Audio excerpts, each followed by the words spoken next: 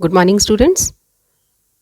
इससे पूर्व के वीडियो लेक्चर में हमने पढ़ा था ईडोगोनियम की तंतु के बारे में, थैलस की संरचना के बारे में, और साथ ही साथ हमने पढ़ा था कि इसमें किस प्रकार का कोशिका विभाजन पाया जाता है। आज के लेक्चर में हम पढ़ेंगे ईडोगोनियम के सेकंड पार्ट के अंदर कि इसमें किस प्रकार से रिप्रोडक्शन होता है, किस प्रकार का कौन कौन सा जनन पाया जाता है। ईडोगोनियम में कायिक जनन, अलैंगिक जनन एवं लैंगिक जनन पाया जाता है। कायिक जनन फ्रेगमेंटेशन के द्वारा संपन्न होता है। दूसरे अलगी की तरह ईडोगोनियम का फिलामेंट भी एक्सीडेंटली टूट जाता है। कैसे टूट जाता है? कोई भी जलीय जंतु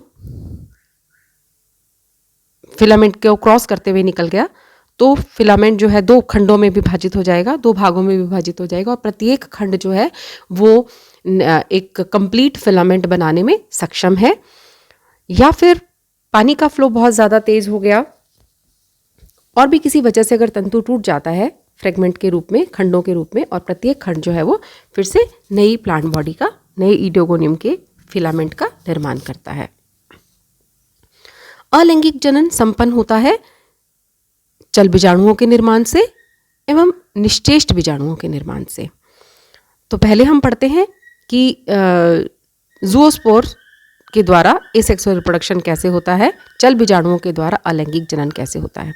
इससे पहले मैं बताना चाहूँगी कि लैंगिक जनन जो है वो एडवांस्ड oogamous टाइप का होता है, प्रगत विषम युग्मक प्रकार का होता है, जिसमें मेल और फीमेल गैमीट्स बनते हैं, मेल गैमीट और फीमेल गैमीट बनते हैं। मेल गैमीट और फीमेल गैमीट बनते हैं, ये हम डिटेल में आगे पढ़ेंगे। आइए हम पढ़ते हैं कि किस प्रकार से अलैंगिक जनन होता है चल बीजाणुओं के निर्माण के द्वारा।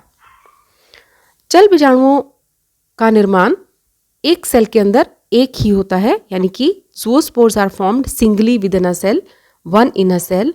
और जनरली ये वैसे तो जो न्यूली फॉर्म्ड एपिकल सेल है उसमें ये विभाजन, ये ज़ूओस्पोर का निर्माण होता है। और ज़ूओस्पोर का निर्माण किस प्रकार से होता है? एपिकल सेल या एपिकल कैप जिस सेल के अंदर पाई जाती है वो ज़ूओस्पोरेंजियम की तरह एक्ट करती है। एसेक्सुअल रिप्रोडक्शन स्टिमुलेट होता है पानी के अंदर जब कार्बन डाइऑक्साइड की कॉन्सेंट्रेशन बढ़ जाती है। कार्बन डाइऑक्साइड की अधिकता होने से, की मात्रा बढ़ने से एसेक्सुअल रिप्रोडक्शन स्टिमुलेट होता है। ज़ूओस्पोर फॉर्मेशन के दौरान सेल कंटेंट्स, ये मैं आपको आगे डायग्राम में साथ साथ बताती हूँ। ये देखिए, यहाँ पर ये ज़ूओस्पोर फॉर्मेशन दिखाई गई है। ये देखिए, यहाँ पर सेल के कंटेंट्स कुछ सिकुड़ जाते हैं। ये देखिए, ये मेन वॉल है, इससे यहाँ पर ये सेल का प्रोटोप्लाज्म और बाकी पार्ट्स जो है कंपैरेटिवली थोड़े सिकुड़ जाते हैं। प्रोटोप्लाज्म जो है किनारे से थोड़ा सा सेमी सर्कल या अर्धवृत्ताकार हाईलाइन एरिया बना लेता है। हाईलाइन एरिया के नज़दीक यहाँ पर ये पूरा का पूरा पार्ट जो है वो ज़ूओस्पोरेंजियम है। अब क्या है कि अपर पार्ट में यहाँ पर ये एक हाईलाइन एरिया बन गया, ये कलरलेस एरिया, या हम इसको हाईलाइन एरिया या काचाभ क्षेत्र कहते हैं। ये काचाभ क्षेत्र बन गया। इस हाईलाइन एरिया के नज़दीक क्या है, साइटोप्लाज्म में बहुत सारे बेसल ग्रेन्यूल्स या हम इन्हें ब्लीफेरोप्लास्ट भी कहते हैं। ये ब्लीफेरोप्लास्ट जो है एक या दो रिंग में ये साइटोप्लाज्म के ये यहाँ पर जो पार्ट हाईलाइन एरिया है वहाँ पर ये अपने आप को अरेंज कर लेते हैं और प्रत्येक ब्लीफेरोप्लास्ट से आगे चलकर एक फ्लैजेला का निर्माण होता है। इस प्रकार से ये एक पूरा का पूरा ये ज़ूओस्पोरेंजियम है। इस ज़ूओस्पोरेंजियम के अंदर प्रोटोप्लाज्म जो है किनारों से हट गया, इसमें एक पार्ट जो है अपर पार्ट में एक हाईलाइन या काचाभ क्षेत्र बन गया और यहाँ पर बेसल ग्रेन्यूल्स की एक रिंग बन जाती है, एक या दो रिंग्स बन जाती हैं। तो इस प्रकार से एक लार्ज बड़ा मल्टी फ्लैजेलेटेड बहुकशाभिकीय ज़ूओस्पोर बन जाता है जिसमें एक फ्लैजेला की सब टर्मिनल रिंग पाई जाती है। एपिकल कैप के क्षेत्र में, जहाँ पर एपिकल कैप है, यहाँ पर इस एरिया के अंदर यहाँ पर लेटरल वॉल जो है पार्श्व भित्ति जो है वो थोड़ी सी ब्रेकअप हो जाती है, टूट जाती है और ज़ूओस्पोर एक वेसिकल के अंदर रिलीज होता है। यहाँ देखिए ये एक यहाँ पर एपिकल कैप से ये वॉल टूट गई और यहाँ पर ये एक वेसिकल के रूप में रिलीज हो गया। अब ये वेसिकल क्या है? वेसिकल एक पतली सी मेम्ब्रेनस झिल्ली है, सूक्ष्म पुटिका है जो कि कुछ समय के बाद अपने आप ही पानी के अंदर डिसॉल्व हो जाती है, तो ये डिसअपियर हो जाती है। ज़ूओस्पोर इसके अंदर चला जाता है और वो जब वेसिकल डिसअपियर हो गया तो ज़ूओस्पोर कुछ घंटों के लिए, ऑलमोस्ट 1 आवर के लिए पानी के अंदर स्विम करता है और फिर कलरलेस एंटीरियर एंड से ये किसी सबस्ट्रेटम से चिपक जाता है और इसका जर्मिनेशन हो जाता है। जर्मिनेशन से होल्ड फास्ट से अटैचमेंट होएगा और फिर इस प्रकार से ये आगे इसमें सेल डिवीज़न के द्वारा नई प्लांट बॉडी का निर्माण हो जाता है। लिपरेशन के बाद पहले तो ये कुछ घंटे, 1 घंटे के लिए लगभग ये स्विम करेगा, उसके बाद ये सेटल डाउन हो जाएगा किसी सॉलिड सबस्ट्रेटम पे और एंटीरियर एंड फिर नीचे की तरफ ही रहेगा और एक ट्रांसवर्स सेप्टम सेपरेट करेगा बेसल हाइलाइन होल्ड फास्ट को एपिकल ग्रीन सेल से और इस प्रकार से सेल एपिकल सेल के अंदर रिपीटेडली डिवीजन्स होंगे। यहाँ पर ये देखिए, यहाँ पर ये एक पुटिका दिखाई गई है, ये वेसिकल दिखाया गया है और इसमें ये जो ज़ूओस्पोरेंजियम में ज़ूओस्पोर के अंदर ये फ्लैजेला यहाँ पे बन रहे हैं और इस प्रकार से ये कंप्लीट रिंग है, इस तरह से सब टर्मिनल रिंग है। ये इसका अटैचमेंट पार्ट हो गया, ये होल्ड फास्ट वाला एरिया है, ये होल्ड फास्ट से किसी सबस्ट्रेटम से अटैच हो गया और अटैच होने के बाद फिर ये इस डायग्राम में आपको दिखाया गया कि किस प्रकार से ये एक नया न्यू फिलामेंट जो है उसका निर्माण होता है। प्रत्येक सेल में, एक सेल में जो कि ज़ूओस्पोरेंजियम का कार्य करती है उसमें एक ही ज़ूओस्पोर का निर्माण होता है। ये सब लिखा हुआ जो है वो यही सब मैंने बताया है आपको। तो अब हम पढ़ते हैं कि एसेक्सुअल रिप्रोडक्शन एकाइनेट्स के द्वारा क्या होता है। एकाइनेट्स जो हैं एक थिक वॉल्ड रेडिश और ब्राउनिश कलर की स्ट्रक्चर होती है जो कि एक सिंगल भी बन सकती है और स्मॉल चेन्स ऑफ 10 to 40 के बीच में भी बन सकती है और ये जो है वो अनफेवरेबल कंडीशन के अंदर बनते हैं जब वातावरण में नमी की कमी हो जाती है, पानी की कमी हो जाती है, टेम्परेचर थोड़ा सा बढ़ जाता है तो सेल का जो प्रोटोप्लाज्म है वो सिकुड़ जाता है, वो अपने आप को सेव कर लेता है अनफेवरेबल कंडीशन के अंदर और फेवरेबल कंडीशन में के आते ही ये फिर से नए फिलामेंट का निर्माण करते हैं। तो ये है एसेक्सुअल रिप्रोडक्शन बाय ज़ूओस्पोर्स एंड एकाइनेट्स। अब हम पढ़ते हैं कि सेक्सुअल रिप्रोडक्शन किस प्रकार से होता है।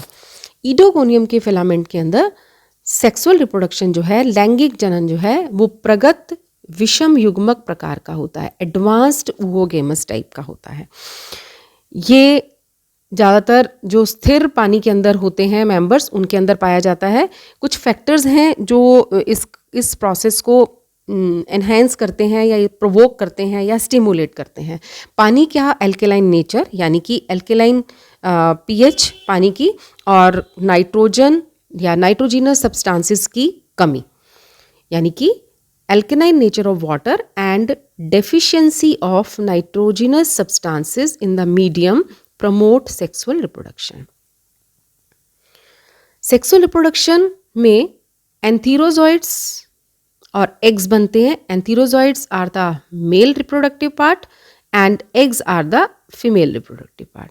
ये कंपैरेटिव एंथीरोजॉइड्स जो है वो एंथ्रीडियम के अंदर बनेंगे और एग्स जो है वो ओओगोनियम के अंदर बनेंगे। अब इसमें भी यहाँ पर इसमें सेक्सुअल रिप्रोडक्शन भी बहुत इंपॉर्टेंट है। On the basis of size of male filament, नर तंतु के साइज के अकॉर्डिंग ईडोगोनियम की दो स्पीशीज, दो फॉर्म्स पाई जाती हैं। ये फॉर्म्स कौन सी हैं? एक होती है मैक्रेंड्रिस फॉर्म, एक होती है नेनेंड्रिस फॉर्म। मैक्रेंड्रिस फॉर्म के अंदर क्या होता है? मैक्रेंड्रिस फॉर्म के अंदर ये कैसे बनी, ये फॉर्म्स कैसे बनी? Size of the male filament, ये बनी है साइज ऑफ मेल फिलामेंट। नर तंतु के आधार पर ये दो फॉर्म्स हैं, मैक्रेंड्रिस फॉर्म जिसे हम पुंदीर्घी कहते हैं,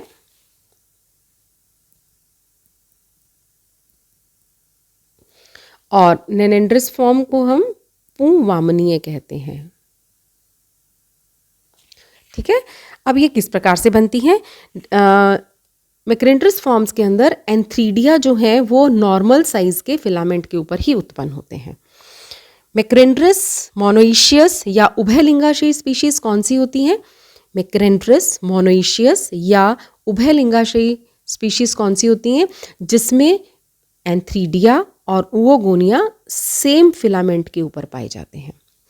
ईडोगोनियम की नोडुलोजम स्पीशीज में पाया जाता है। इसी प्रकार से मैक्रेंड्रिस डायोशियस यानी कि पुंदीर्घी एक लिंगाशयी स्पीशीज कौन सी होती हैं?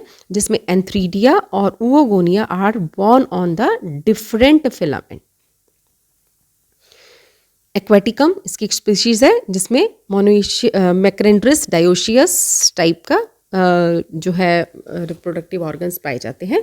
इसमें मेल और फीमेल रिप्रोडक्टिव ऑर्गन्स जो हैं वो डिफरेंट फिलामेंट पे पाए जाते हैं।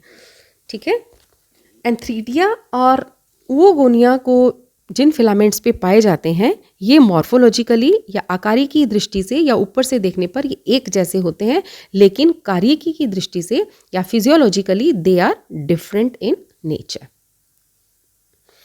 नेनेंड्रिस फॉर्म में क्या होता है? नेनेंड्रिस फॉर्म के अंदर antheridia and oogonia show morphological distinction, यानी कि आकारिकी की दृष्टि से ये दोनों तंतु जो है वो बाहर से देखने पर भी हमें समझ में आ जाते हैं। इसमें मेल फिलामेंट जो होते हैं वो कंपैरेटिवली स्मॉलर होते हैं फीमेल फिलामेंट से। मेल फिलामेंट जो है कंपैरेटिवली साइज में छोटे होते हैं फीमेल फिलामेंट से, और इन्हें हम ड्वार्फ मेल फिलामेंट या नेनेंड्रियम बोलते हैं। नेनेंड्रिस स्पीशीज जो है वो हमेशा डायोशियस होती हैं, एक लिंगाशयी होती हैं। Antheridia and oogonia are always borne on different filaments, यानी कि एंथ्रीडिया और ओओगोनिया जो है वो डिफरेंट फिलामेंट पे उत्पन्न होते हैं। एंथ्रीडिया हमेशा ड्वार्फ मेल पर उत्पन्न होगा और ओओगोनिया जो है वो नॉर्मल साइज के फिलामेंट के ऊपर ग्रो होगा। इस प्रकार से ये फॉर्म्स जो हैं हीट्रोमॉर्फिक एंड हीट्रोथैलिक होती हैं, यानी कि विषम रूपी और विषम थैलेसी होती हैं। विषम रूपी और विषम थैलेसी होती हैं। ठीक है, समझ में आ गया? ये मैक्रेंड्रिस और नेनेंड्रिस फॉर्म्स का है। अब हम बारी बारी से पढ़ते हैं। पहले पढ़ते हैं development of antheridium in macrandrous species.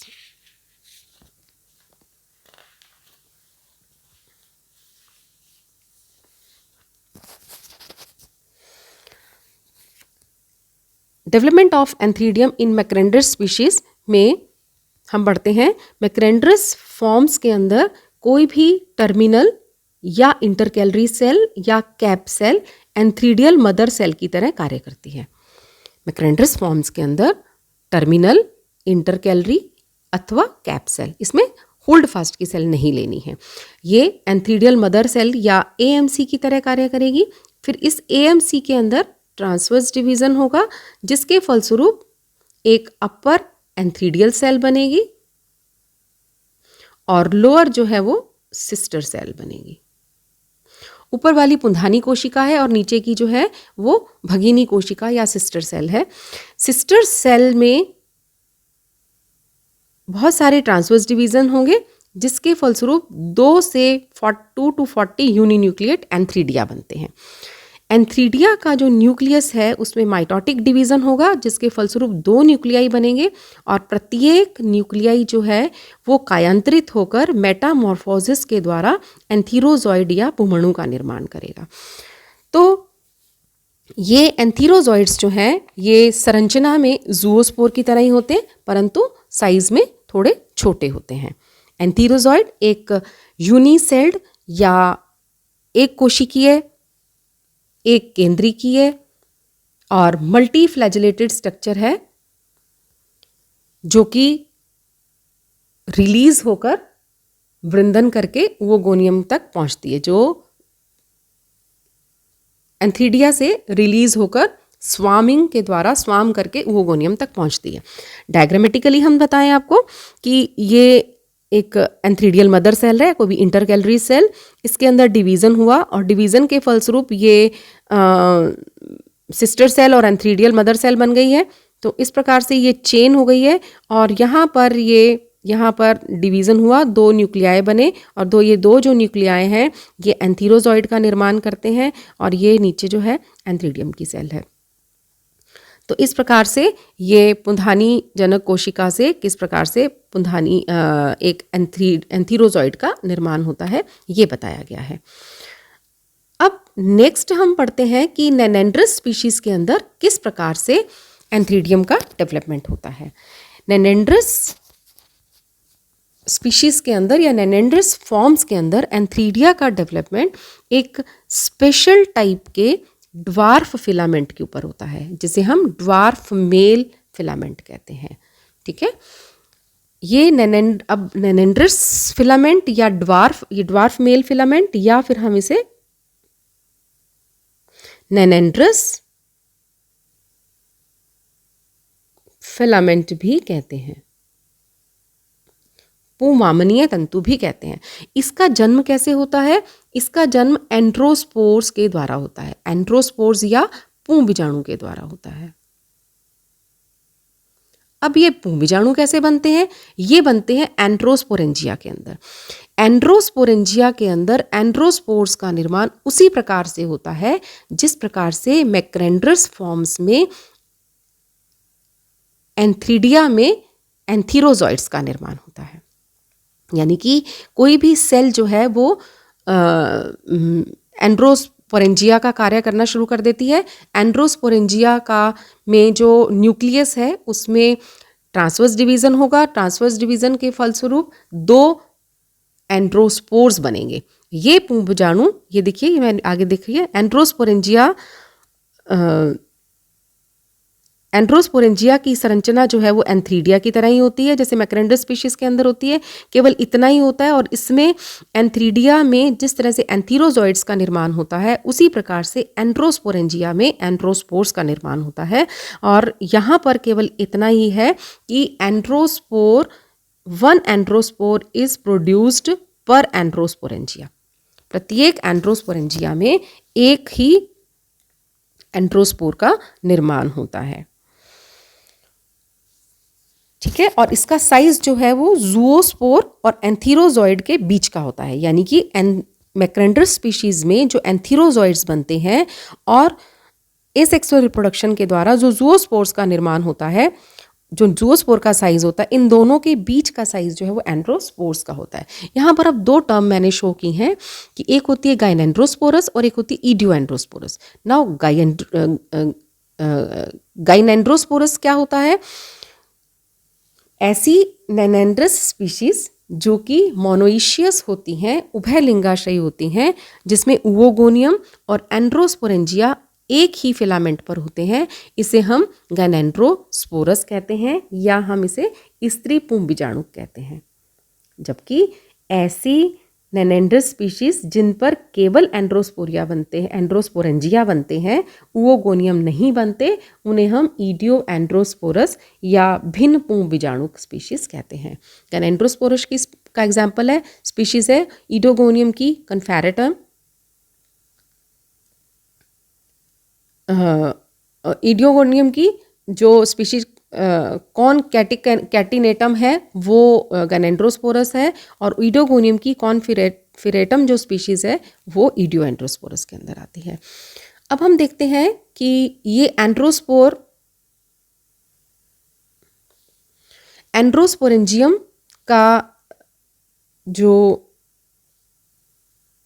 Protoplasm है वो मेटामॉर्फोसिस होकर एक सिंगल यूनिन्यूक्लिएट मल्टीफ्लैजिलेटेड एंड्रोस्पोर का निर्माण करता है। ये मैं आपको बता चुकी हूँ।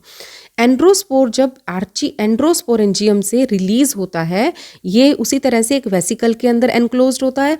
ये वेसिकल की मेम्ब्रेन जो है कुछ टाइम के बाद डिसॉल्व हो जाती है और एंड्रोस्पोर जो है वो फ्रीली स्विम करता हुआ बाहर पानी में आ जाता है।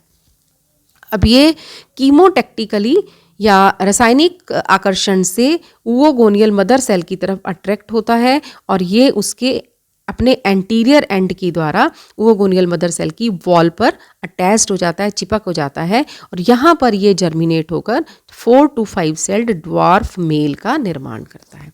यानी कि नेनेंड्रस फॉर्म्स के अंदर एंड्रोस्पोरेंजिया का जो प्रोटोप्लास्ट है वो मेटामॉर्फोसिस के द्वारा एक एंड्रोस्पोर का निर्माण करेगा। ये एंड्रोस्पोर का साइज ज़ूओस्पोर और एंथीरोजॉइड के साइज के बीच का होगा।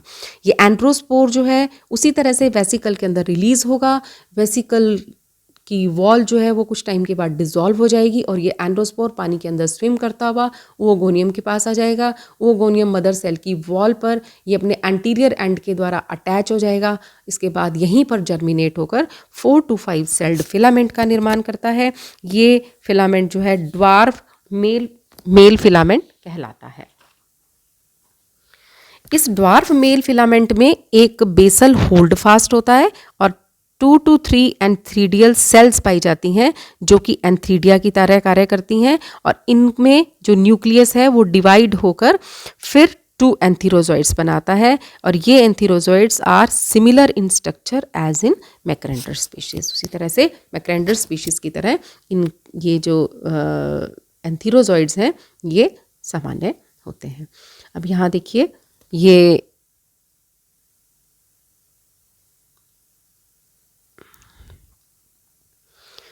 एंड्रोस्पोर्स बन गए।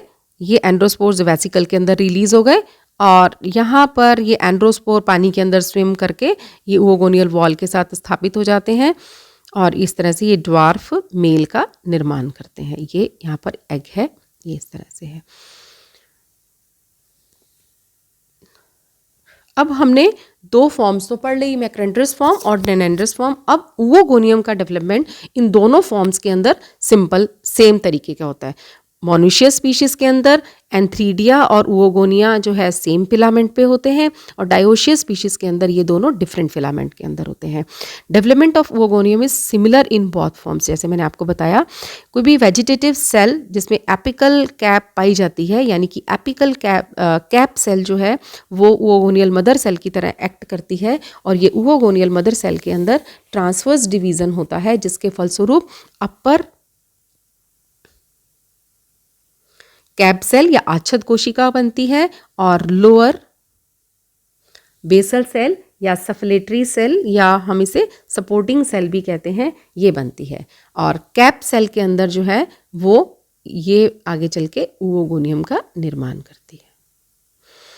सपोर्टिंग सेल ओएमसी की तरह भी काम कर सकती है, यानी कि ओवोगोनियल मदर सेल की तरह भी काम कर सकती है और अनदर ओवोगोनियम बनाएगी। तो इस प्रकार से ये और जिसमें एक ओवोगोनियम बनेगा और सपोर्टिंग सेल बनेगी, तो इस प्रकार से चेन ऑफ ओवोगोनियम भी बन सकते हैं। ये देखिए ये ओवोगोनियम है, ये ओवोगोनियल मदर सेल, ये ओवोगोनियम है, ये ओवोगोनियम मदर सेल है। इस ओवोगोनियल मदर सेल के अंदर डिवीज़न हुआ जिसके फलस्वरूप एक सफलेटरी सेल बनी, बेसल सेल बनी और दूसरी ओवोगोनियम मदर सेल बनी, ओवोगोनियल मदर अपर कैप सेल बनी। तो इस प्रकार से प्रत्येक ओवोगोनियम में एक ओवोस्फीयर पाया जाता है या एग पाया जाता है। ठीक है, ये पार्ट जो है हम इसे ओवोस्फीयर भी कह सकते हैं।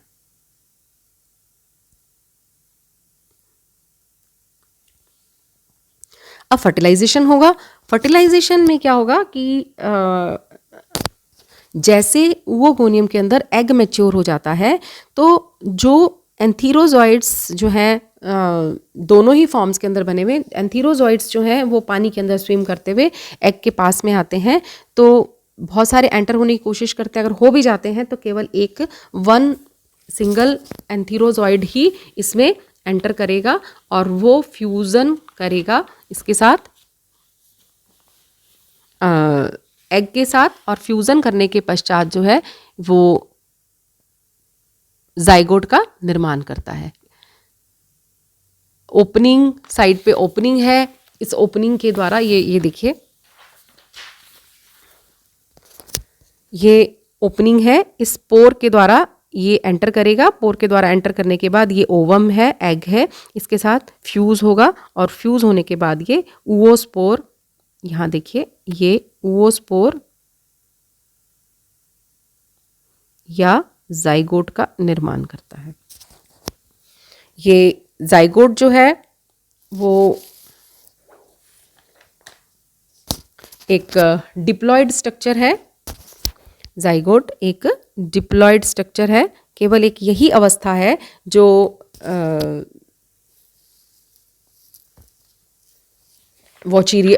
ईडोगोनियम के थैलस के अंदर एक डिप्लॉयड स्ट्रक्चर है। बाकी सारी जो हैं वो हैप्लॉयड स्ट्रक्चर्स ही होती हैं, केवल यही अवस्था है जो डिप्लॉयड होती है।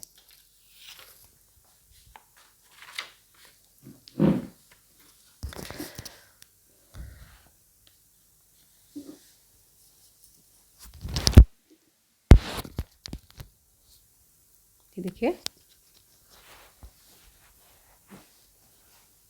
फर्टिलाइजेशन के पश्चात जैसे ही जाइगोट वो गोनियल वॉल से सेपरेट होता है और ये अपने चारों तरफ एक 3 लेयर्ड वॉल, थिक वॉल जो है वो सिक्रीट कर लेता है, ऐसी अवस्था में हम इसको oospore बोलते हैं। It is reddish brown in colour. अब इसका जर्मिनेशन कैसे होता है? oospore is liberated by the decay of oogonial wall. Oogonial wall के डीके होने से, क्षय होने से ये oospore बाहर आ जाता है। ये कुछ ये नीचे बॉटम में, पॉन्ड के बॉटम में या जिस भी एनवायरनमेंट में वो रहता है उसमें सेटल डाउन हो जाएगा और लगभग 1 साल तक ये रेस्टिंग कंडीशन में चला जाता है।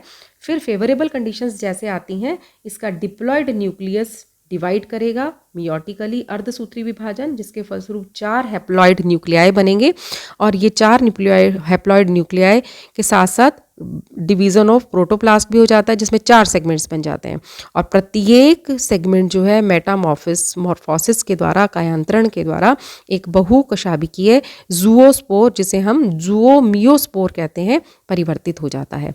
ये ज़ूओमियोस्पोर जो है ये लिबरेट हो जाएंगे after the rupture of zygote oospore wall. oospore wall को रप्चर करके ये पानी के अंदर रिलीज हो जाएंगे और एसेक्सुअल ज़ूओस्पोर की तरह काम करना प्रारंभ कर देते हैं। They swim for some time, कुछ टाइम तक ये पानी के अंदर स्विम करते हैं और उसके बाद हाईलाइन पार्ट से सबस्ट्रेटम पे अटैच हो जाएंगे और फिर ये वहाँ पर अटैच होकर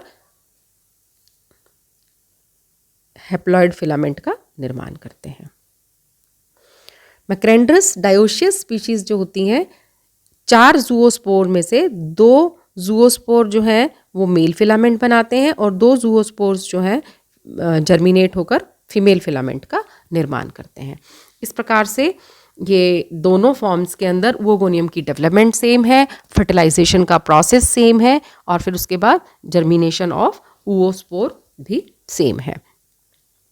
इस तरह से जो लाइफ साइकिल है, जीवन चक्र है, वो ईडोगोनियम में अध्यगुणित या हैप्लॉन्टिक और एक पीढ़ीय होता है, मोनोजेनेटिक होता है।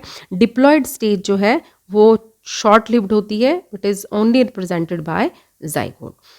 तो इस प्रकार से ये दिस इज़ ऑल अबाउट, ये देखिए थोड़ा सा इसका मैं बता देती हूँ। एसेक्सुअल रिप्रोडक्शन एक रिपीट हो जाएगा।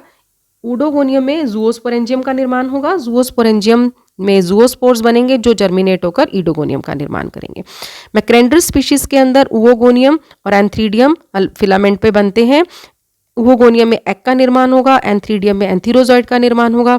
इन दोनों के फ्यूजन से फर्टिलाइजेशन के प्रोसेस के द्वारा जाइगोट का निर्माण होगा। जाइगोट का न्यूक्लियस मियोटिक डिवीजन के द्वारा ज़ूओस्पोर्स बनाएगा और ये ज़ूओस्पोर्स जर्मिनेट करके ईडोगोनियम का फिलामेंट बनाएंगे। अब सेकंड आ जाता है कि किस प्रकार से नेनेंड्रस फॉर्म्स के अंदर ये होता है। ये मैंने मैक्रेंड्रस में बताया। नेनेंड्रस फॉर्म के अंदर क्या होगा, ईडोगोनियम में एंड्रोस्पोरेंजिया बनेंगे, एंड्रोस्पोरेंजिया में एंड्रोस्पोर्स बनेंगे, एंड्रोस्पोर्स के जर्मिनेशन से जो है वो एक ड्वार्फ मेल का निर्माण होगा। ड्वार्फ मेल में एंथीरिडिया बनेंगे, एंथीरिडिया में एंथीरोजॉइड्स का निर्माण होगा, और एंथीरोजॉइड्स इस तरह से, ये इनमें नॉर्मल प्रोसेस के अंदर ओवोगोनियम तो है ही, ओवोगोनियम में एग का निर्माण होगा। ये ड्वार्फ मेल पर जो एंथीरोजॉइड्स बने और एग, इन दोनों के फ्यूजन के से फर्टिलाइजेशन प्रोसेस के दौरान जाइगोट का निर्माण होगा। जाइगोट में मियोसिस होगा, मियोसिस के फलस्वरूप जो है जूओस्पोर या जूओमियोस्पोर्स बनेंगे, जो जर्मिनेट होकर जर्मिनेट होकर इस प्रकार से ईडोगोनियम के तंतु का निर्माण करेंगे। This is all about oedogonium. Thank you.